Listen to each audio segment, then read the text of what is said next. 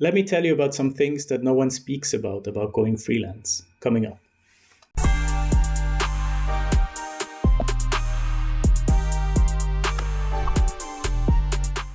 Hello and welcome back to the Freelanceverse. Thanks for coming back to the channel once again. Hope you're all doing well.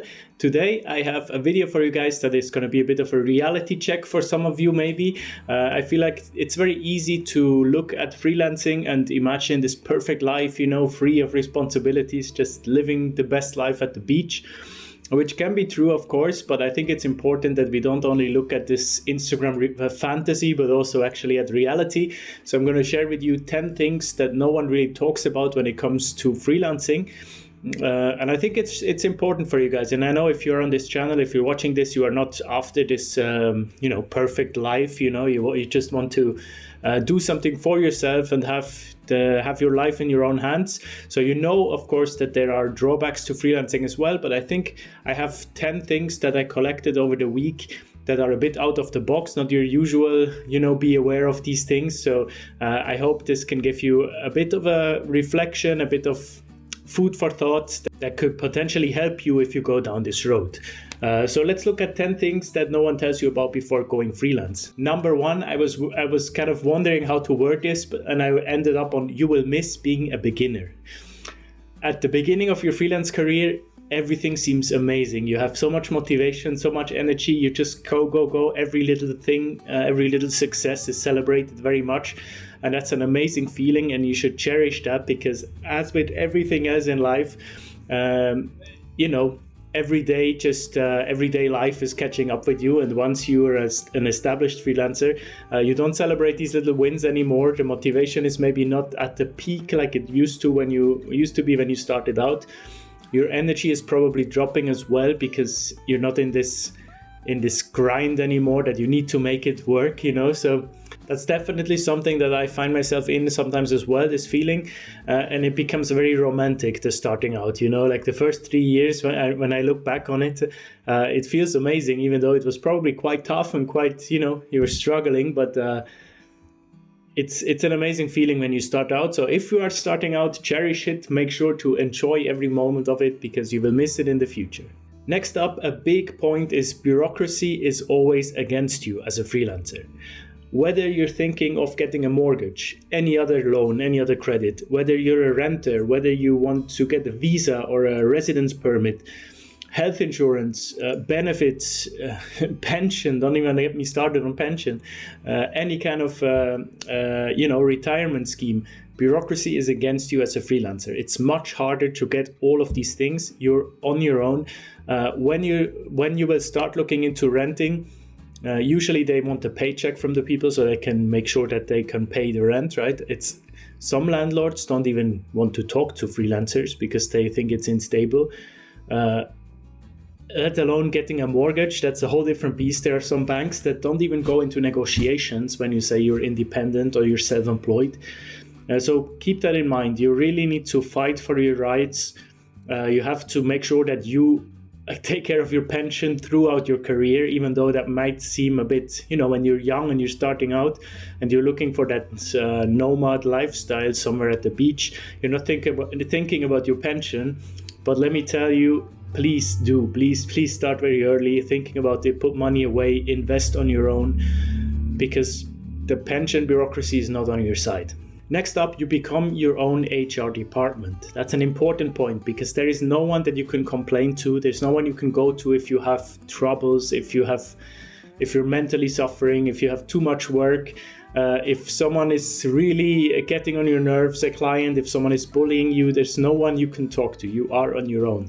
And that is sometimes tough, because there's also no one else to blame but you, right? So anything that goes wrong, you have to, in the end, blame yourself, even though it's probably not your fault. But if something happens in your business, you are responsible. So you are not only the owner, you are the president, you are the board, you are the HR, you're the marketing, you're everything. And that is amazing when it works, but it sucks if the business is suffering. Keeping in that area of loneliness and being alone, success and failures can feel weirdly lonely sometimes. Like when you have an amazing project and you want to share it with the world, or you want to, you just finished this, like you worked for half a year on something and you finally finished it. And if you were in a team, you would go out to celebrate, maybe have a few drinks and, talk about it, share the experience. There's no one really to talk to. Like maybe you have a partner that you can share things with, maybe your parents, maybe friends, but they will never really understand what you just went through, right? If it was extremely high pressure, they will say, oh yeah, well done. Okay, good. And you're kind of there and thinking, okay, was this all, was it all worth it? And it's weird, like experiences for humans don't really feel the same when you can't share them, right? You see that also in real life. The most impactful experiences are usually the ones that you spend with someone. A shared experience is multiplied, it's multiplied by I don't know how many times, right? So that is kind of the same weird system with freelancing. And I noticed that a lot when I accomplished some amazing things I'm saying amazing things, like amazing things for me that I never thought would happen. I felt inclined to share it with someone. So I told, for example, my parents, and of course they were proud. They said, oh, well done. But it's not the same when no one really understands what led to this success or to this failure. Failure is a whole different thing, right? If you fail in a job where you have a team around you, they can support you. They can say, look, next time it will get better. Here you don't have that. Next point I have on my list is it's much harder to progress. And that is a big deal because people naturally start to compare each other to other people. So you might start out being a freelancer and everything's going amazing. You're building your business. It's growing. You feel very proud. But at some point, there's not much more you can grow. You cannot really progress. You're already at the top of your business because you're the owner, right? But naturally, throughout the years, your friends will go through the normal progression of a job that they have. They might get promoted. They might go into manager positions. They might get much higher salary. Through seniority, their pay gets increased, and you start to compare each other. You start to compare yourself to them, and that's dangerous because you feel sometimes a bit stuck, and they always go on and on. Maybe their company pays their further education, their language class, etc. It's all benefits you don't have. So keep that in mind. There are no promotions. You are already at the top. There is nowhere else to go, and that can be a bit demotivating sometimes for some people. So keep that in mind. If you are someone that gets excited by climbing the ladder and always progressing, maybe it's better for you to be in a traditional employment role.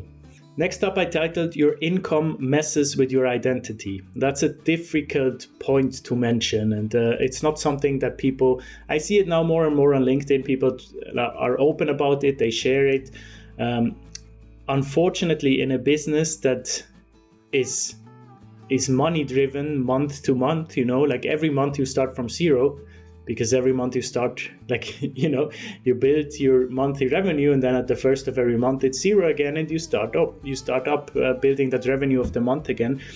So your self-worth becomes very much intertwined with finances, with your work, and that is a dangerous connection there, because if there are some low months and you don't earn enough, it can very well be that your self-worth is much lower in that month, and that's dangerous.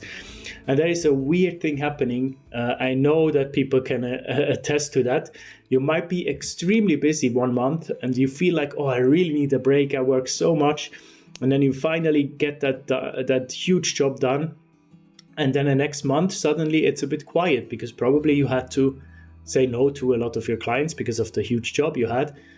And then the first day that it's quiet, you start to get nervous. You start to think, oh my God, I have no work, After so much work, you finally have a day to relax and your mind immediately goes into panic mode. So be careful with that. I know it's tough. It happens to me still now. After 10 years, I still feel like that sometimes. Which is silly because the slow days are there to recover. The slow days are there to do things that you don't have time on the busy days. You can finally do marketing. You can finally do all your invoices. Probably you have some emails open that you have to do, some profile completion online. So just get this done. I then film YouTube videos, for example, so I'm ahead again when it gets busy. So there's a lot you can do on the slow days. Just don't let your self-worth be affected by it. Speaking of identity and losing your identity, that is a big issue with some people that think they want the digital nomad lifestyle and travel the world, and they do that for a year, and then they're kind of stuck somewhere, and they're like, okay, I'm doing this now, so I'm going to do it for 2-3 more years. At some point, the constant traveling, the constant being somewhere else can feel counterproductive, and you can actually start to lose yourself. You can start to lose your roots as well. Like, where do you actually belong? It's important for humans to feel a community. I think that's essential for us to feel content, to live somewhere where you have people around you that can support you, that feels, in the end, we are not much different from a tree, and a tree can't function with its roots as well. So that is a big reason why I never attempted the digital nomad lifestyle, even though people told me, why don't you work from anywhere? Like, you're free to go. It's not that easy, first of all, to do it, to leave everything behind. I'm also not the person to do that.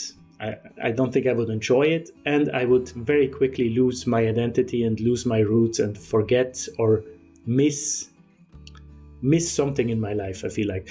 And I have heard that from multiple people who have traveled for extended periods of time and thought they would just do that until the end of their life, and then they decided, no, this is not for me. This was good for 2-3 years, and now I need to settle somewhere. So keep that in mind if that's your dream, that identity will be something you have to take care of. Next point, time off is never really time off, and that is unfortunately the reality of every business owner. I feel like if you're taking time off, you always have in the back of your mind that this time is not, it's not like a holiday of a person that does a 9-to-5 that is fully paid and can just enjoy without responsibility. You don't get paid. Your clients might write you and you're not there. You know that this costs you double. This doesn't only cost you the time not there, it also costs you the revenue lost. So unfortunately, it's the reality. I still manage to take extended periods of time off sometimes, simply because I learned that it's much more important that I'm good mentally and physically, rather than constantly worrying about finances. So I was able to get to that point probably like 4 or 5 years into my 10-year freelance journey. So it takes a long time to get accustomed to that. And if you're just starting out, be aware of that. Like, if you say, oh, I might take 5 weeks holiday a year, that doesn't mean the same as for an employee, right? That means basically double the amount if you're realistic. Next up, I have your calendar becomes your boss, or your clients become your bosses. It's kind of this illusion that someone who is maybe really pissed off with their bosses, they want to go freelance, they say, I just don't want anyone telling me what to do. I don't want the boss. I want to be my own boss. In reality, it's not really that simple, right? Because you still have bosses, you still have overlords that will dictate when you have to get up and when you have to have a transaction or like anything in the freelance realm done. It just shifts from a person to a company or a calendar invite or a due date. So you're still bound to things. It's not like this complete freedom that you have. Of course, you're more free in terms of when you can work. You can always do night shifts and work in the night. That's definitely a very positive point of freelancing. But don't have the illusion of suddenly being free of responsibilities, free of due dates, free of bosses. You're still in the system of the economy, so it just shifts. Like, yeah, the boss will not tell you off, will not annoy you too much, but it's still hard deadlines that you have to adhere to. And the last point I have noted down is it's hard to transition back into a 9-to-5. You can, of course, you can always transition back, and you should tell yourself that, like, if it's not working out, I will just, find another job, that's fine. But realistically, it's not that easy, right? I have now 10 years done what I do, right? In my CV, it says 10 years of having this business, being a business owner, being a translator.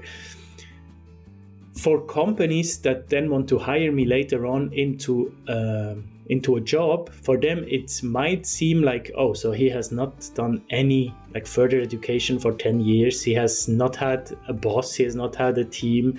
Is he a team player? Is he just gonna do his own thing now? Like, it's not looking that good if you just have a 10-year or let's say 15-year kind of block in your CV of being a self-employed person. But not only professionally, also personally, it will be hard to transition back into a 9 to 5 because you're so used to setting your own hours, to be having this freedom of working when and where you want. So both personally and professionally, it's relatively hard to, after a while, to transition back into a 9 to 5. Just keep that in mind. It's not impossible at all, and I still keep this option open for me too. Someone just recently left a comment like, will you do this job will you see this through until retirement? And I said, retirement seems so far away. I don't even know, like, I'm doing this now for 10 years, and just for variety, I cannot say that I will do this until retirement. I need to do other things as well in my life. So I'm also open to completely changing and doing something completely different in a few years. I want to keep this option always open to me, but just bear in mind that it's not as simple as you might think, because your competitors probably in these 10 years or in the time frame that you were self-employed, they continued to upgrade their skills. They probably managed the team in a way. They had maybe good employees that have very good sounding names on their CVs. So you might lose to them in competition when it comes to a CV comparison. Of course, you have very different assets having led a business, so that's the positives, but that's something to keep in mind as well. There you go, 10 things that no one really tells you about going freelance. I hope this made sense. These are all things that I encountered personally, that I live through every day, they can be, I guess they look now like negative points, but they're not necessarily negative. They're just facts that you should keep in mind when you consider this lifestyle. Make sure to subscribe to the Freelanceverse YouTube channel if you're not yet. I'm making a video every Monday about freelancing, languages, translation, whatever comes to mind. Let me know in the comments what you'd like to see next, and I see you next Monday with the next one. Bye-bye.